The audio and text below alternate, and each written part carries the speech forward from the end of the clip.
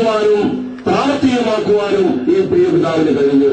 അക്കമിട്ട് പറയുകയാണെങ്കിൽ ഒന്നാമതായി ഈ പ്രിയപ്പെട്ട പിതാവിൽ ഞാൻ കണ്ട ഗുണഗണം തികഞ്ഞ ഒരു ഭക്തനായിരുന്നു, ഒരു വിശ്വാസിയായിരുന്നു.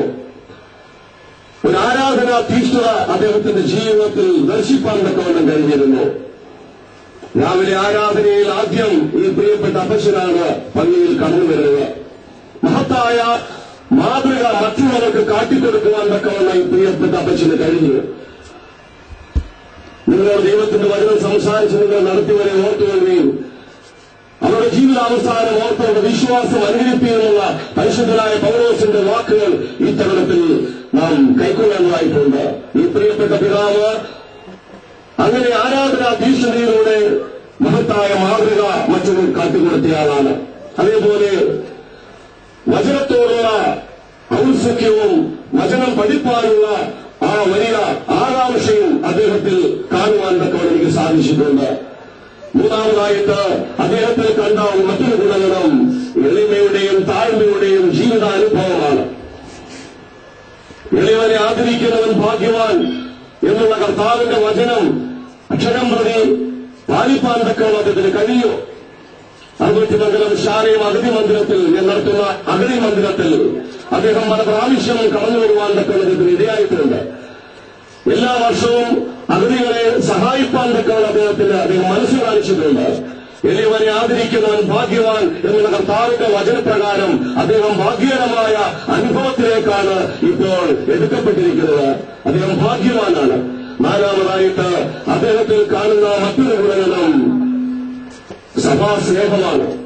സഭയോടുള്ള തികഞ്ഞ സ്നേഹവും ആദരവും വെച്ചു പുലർത്തിയ ഒരു ജീവിതമായിരുന്നു ബഹുമാനപ്പെട്ട ജെറുസലേമിലെ അപ്പച്ചന്റേത്. സഭാസ്നേഹം, സഭയുടെ കാര്യങ്ങളിലുള്ള നിഷ്ഠ, ഡിസിപ്ലിൻ അദ്ദേഹം കാത്തു സൂക്ഷിച്ചു. അഞ്ചാമതായി മറ്റൊരു കാര്യം കൂടി എനിക്ക് പറയാനുണ്ട്. തികഞ്ഞ രാജ്യസ്നേഹിയും കൂടിയായിരുന്നു അദ്ദേഹം. തന്റെ 60 വർഷക്കാലം രാജ്യത്തിനു വേണ്ടി പോരാടുവാനും അതിനുശേഷം സഭയ്ക്ക് വേണ്ടി ദൈവരാജ്യത്തിനു വേണ്ടി പോരാടുവാനും അദ്ദേഹത്തിന് കഴിഞ്ഞു. വാസ്തവമായി 93 വർഷക്കാലം അദ്ദേഹം നല്ല പൊറുതി ഓട്ടം തികച്ച് വിശ്വാസം കാത്തു. നീതിയുടെ കിരീടം എന്റെ കർത്താവ് എനിക്ക് തരുമെന്നുള്ള പൗലോസിന്റെ ആ വാക്കുകൾ ധ്യാനിച്ചുകൊണ്ട് അത്തരത്തിൽ പ്രവർത്തിപ്പാൻ തക്കവണ്ണം അദ്ദേഹത്തിന് കഴിഞ്ഞുകൊള്ളുന്നത് ഈ തരുണത്തിൽ നമുക്ക് സ്മരിക്കേണ്ടതായിട്ടുണ്ട്. വാസ്തവമായും മരണം നമ്മുടെ ജീവിതത്തിൽ ഒരു പ്രമോഷനാണ്. കാലം ചെയ്ത പരിശുദ്ധ മാതാപിതാവിനെ പല ആവർത്തിയും പറഞ്ഞിട്ടുണ്ട്. മരണം ഒരു പ്രമോഷനാണ്. കർത്താവായ യേശുക്രിസ്തുവിൽ വിശ്വസിച്ച് യേശുക്രിസ്തുവിൽ സമർപ്പിച്ച ഏതൊരു വ്യക്തിജീവിതവും മരിച്ചാലും ഒരു പ്രമോഷനാണ് അദ്ദേഹത്തിന് ലഭിക്കുന്നതെന്ന് പലരും പറയുന്നത് ഞാൻ കേട്ടിട്ടുണ്ട്. വാസ്തവമായും ഈ പ്രിയപ്പെട്ട പിതാവിന്റെ മരണവും ഒരു പ്രമോഷനിലേക്കാണ്, ഒരു സ്ഥാനക്കയറ്റത്തിലേക്കാണ് എന്നുള്ള കാര്യം നമ്മൾ ഇത്തരത്തിൽ സ്മരിക്കേണ്ടതായിട്ടുണ്ട്. വാസ്തവമായും കർത്താവായ യേശുക്രിസ്തു അരുളി ചെയ്ത്, ഞാൻ ഇരിക്കുന്നിടത്ത് എന്റെ ശുശ്രൂഷക്കാരന് വിളിക്കും. കർത്താവായ യേശുക്രിസ്തുവിന്റെ സന്നിധിയിൽ ഇപ്പോൾ അദ്ദേഹം ഇരുന്ന് സന്തോഷിക്കുകയാണ്. മരണത്തെക്കുറിച്ച് പല കാഴ്ചപ്പാടും നമുക്കുണ്ട്. ഈ ലോക ജീവിതത്തില് മരണത്തെക്കുറിച്ച് നമ്മുടെ കാഴ്ചപ്പാടുകൾ നഷ്ടമെന്നും സങ്കടമെന്നും ദുഃഖമെന്നുള്ളതാണ്. വാസ്തവമായും വിശുദ്ധ പിതാക്കന്മാരുടെ വേദപുസ്തകത്തിലൂടെ മരണത്തെക്കുറിച്ചുള്ള കാഴ്ചപ്പാടുകൾ നമ്മുടെ കാഴ്ചപ്പാടിനേക്കാൾ വിഭിന്നമാണ്. അത് സങ്കീർത്തനക്കാരന്റെ ഭാഷയിൽ പറയുകയാണെങ്കിൽ യഹോവ ഭക്തന്മാരുടെ മരണം യഹോവയ്ക്ക് വിലയേറിയതാണ്. വാസ്തവമായും ഭക്തിയുടെ ലഹരിയിൽ ജീവിച്ച, സാക്ഷ്യമുള്ള ജീവൻ നയിച്ച പ്രിയപ്പെട്ട ജെറുസലേമിലെ അപ്പച്ചന്റെ മരണം വിലയേറിയ അനുഭവത്തിലേക്കാണ് എത്തിച്ചേർന്നിരിക്കുന്നതെന്ന് നമുക്ക് വിശ്വസിപ്പാൻ തക്കവണ്ണം കഴിയും. രണ്ടാമതായിട്ട് വിശുദ്ധ വേദപുസ്തകത്തിൽ നാം പഠിക്കുന്നു, പത്മോസ് ദ്വീപിൽ വികസനയിൽ കഴിയുന്ന യോഹന്നാൻ ഒരു ശബ്ദം കേട്ടു, ഇന്നു മുതൽ കർത്താവിൽ മരിക്കുന്ന ഭക്തന്മാർ ഭാഗ്യവാന്മാർ.